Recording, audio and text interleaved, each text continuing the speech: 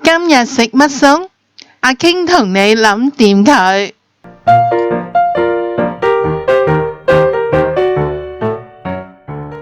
粟米魚柳，今日同大家煮一個呢就係家常小菜。我哋嘅材料呢就係有一條嘅焗粟米啦，一罐嘅粟米湯，2隻雞蛋，同埋呢就2大塊嘅魚柳啦，同埋切呢方塊嘅。啲魚柳呢，我哋就係用啲豆粉水洗乾淨啦，然後印乾水。我哋落呢就係1茶匙嘅雞粉，1湯匙嘅薑汁，2茶匙嘅味淋，撈勻佢，然後呢就落啲胡椒粉，2茶匙嘅麻油。咁我哋呢就醃佢呢就係15到30分鐘。我哋嘅脆漿就係用3湯匙嘅普通麵粉，半茶匙嘅發粉，半茶匙嘅鹽，跟住我哋用1杯嘅冰水，用冰水呢加個粉呢，陣間炸出嚟呢，嗰個外皮呢就會脆啲㗎。嗱，我哋呢唔好心急，一次過倒晒啲水落去，我哋慢慢咁樣加嚟到攪，因為我哋呢要攪到呢，佢呢個狀態呢就要而家好似而家咁拎上嚟呢會流翻落去嘅。嗱，就係咁樣就得噶啦。嗱，雞蛋我呢就唔想溝稀嗰個粉漿，所以呢我淨係就係落一隻蛋黃啫，令到佢嘅顏色呢就會更加靚啦。再後呢，我就去加呢1湯匙嘅油，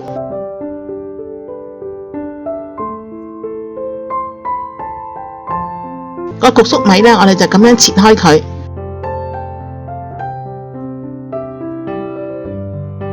然後呢就幫佢切粒。焗粟米呢加埋落去啊，好香噶。嗱，醃好咗個魚柳，我哋加2茶匙嘅粟米粉，撈勻佢。咁陣間呢，佢就會比較容易呢黐嗰啲粉漿啦。咁我哋呢就係要煲滾啲油啦。咁呢，但係又唔好太大火嘅。我將個魚柳咁樣就係放咗落去染我哋嘅脆漿粉，然後呢就放落去炸。嗱，你見到嘛？我唔係用好大嘅火，咁呢佢先至能夠呢唔會炸燶出面嘅皮啦，但係可以炸熟裏面嘅魚。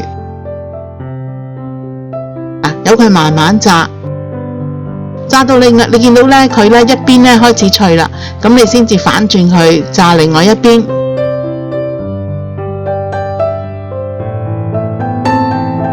嗱，炸到咁上下啦，你見到呢，佢有少少變微黃色啦，咁我哋呢就可以攞佢上嚟，然後我哋再將個油呢攪翻佢滾少少，而家我再放落去翻炸。嗱，你見到嘛？一放咗落去之後呢，佢有好多嘅水泡㗎，好多嘅氣泡出嚟，佢就係將啲水呢抽翻出嚟，將多餘嘅油都抽翻出嚟。嗱，而家咁樣炸第2次之後呢，佢個魚呢個外層就會好脆噶啦。用少少嘅油，然後呢就溶開1大湯匙嘅牛油，我哋爆香我哋嘅焗粟米粒先。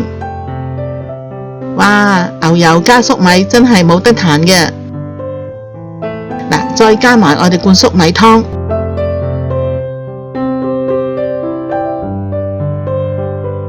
我哋呢就加1杯嘅雞湯。嗱，咁我哋呢就攪勻佢。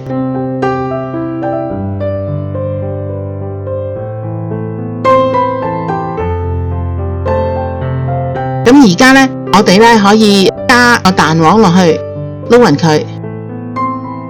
我哋試試味。OK 啦，咁我哋就熄火。咁你見到我哋呢顏色會更加靚啦。趁佢仲有少少滾嘅時候呢，我哋就將我哋嘅蛋白呢都放埋落去。但係放咗個蛋白之後呢，我哋就唔使再攪勻佢噶啦。你見到嘛？佢啲餘溫慢慢咁樣將嗰啲蛋白都會整熟佢，同埋呢顏色呢有啲白啊，有啲黃啊，咁就好靚噶啦。一陣間我哋嘅粟米魚柳就做好啦。哇！啲魚柳呢個外層呢就脆卜卜，裏邊啲肉呢又好鮮甜喎，愛嚟加埋點我哋嘅粟米汁，真係冇得彈㗎。